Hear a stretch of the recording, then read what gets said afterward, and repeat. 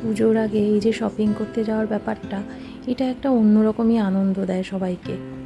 কলেজে ওঠার পর যখন একটু রাস্তাঘাট চিনতে শিখেছিলাম, তখন খুব কাছের যারা বন্ধু ছিল, আমরা ওই 2-3 জন মিলে বেরোতাম কেনাকাটা করতে। কেনাকাটার থেকে তখন বেশি ঘোরা আর আড্ডা হতো। তখন তো অত দরদামও করতে পারতাম না, অত চালাক চতুরও ছিলাম না, কিন্তু ওই যে বেরোতাম, ওটাই একটা আলাদা আনন্দ ছিল।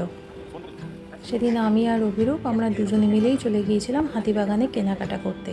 এর আগে আমার কখনো হাতিবাগান যাওয়া হয়নি, এই প্রথমবার গিয়েছি।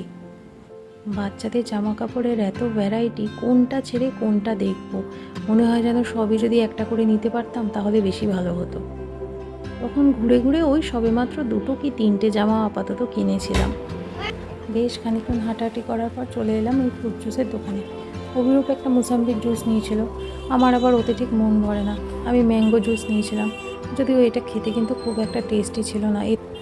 কিন্তু কি করা যাবে, উপায় নেই, নিয়েছি যখন খেতে তো হবেই। তাই খেয়ে দিয়ে তারপরে আবার হাঁটতে লাগলাম। কিছু দূর এগোনোর পর এই হেয়ার অ্যাক্সেসরিজের দোকানটা চোখে পড়লো। ফুটপাতের ধারে ছোট্ট মতন একটা দোকান, কিন্তু এত ভ্যারাইটি। আমি শুধু এখানে দাঁড়িয়ে দাঁড়িয়ে প্রত্যেকটা জিনিস দেখছি আর ভাবছি যে মেয়ের জন্য কোনটা ছাড়বো আর কোনটা নেব। প্রত্যেকটা জিনিস এত সুন্দর, এত ইউনিক কালেকশান এদের। এখান থেকে একটা বেশ সুন্দর জিনিস নিয়েছি, এই ব্রেসলেট আর এই ঘড়ি, এটা পুরো একটা সেট মতন। তো উনি বলছে যে ব্রেসলেটটা আপনার মেয়েকে পরাতে পারবেন আর ঘড়িটা আপনি পরতে পারবেন। তো জিনিসটা বেশ পছন্দ হলো, এটা নিয়ে নিয়েছিলাম। আগে একটা সময় ছিল যখন শপিং করতে বেরোলে জুয়েলারি আমি কিনতামই, মানে কানের দুলটা বিশেষ করে পরতাম না, কিন্তু ওই কিনে কিনে ঘরে জমিয়ে রাখতাম। এখন আবার জুয়েলারির থেকে এই হেয়ার অ্যাক্সেসরিজগুলোর প্রতি বেশি নজর, মেয়েকে সাজাতে পারি। সময়ের সাথে সাথে কীভাবে যেন আস্তে আস্তে সব কিছু চেঞ্জ হয়ে যায়। আগে নিজে কিভাবে সাজবো, কোনটা ভালো লাগবে সেগুলো কিনতাম, আর এখন কিনি মেয়েকে কিভাবে সাজাবো সেই জিনিস।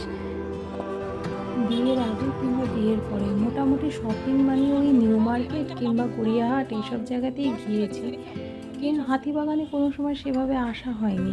কিন্তু এবারে এসে আমি হাতিবাগান আর গড়িয়াহাটের মধ্যে বিরাট কিছু পার্থক্য দেখতে পেলাম না, উল্টে আমার এই জায়গাটা কিন্তু বেশ ভালো লেগেছে।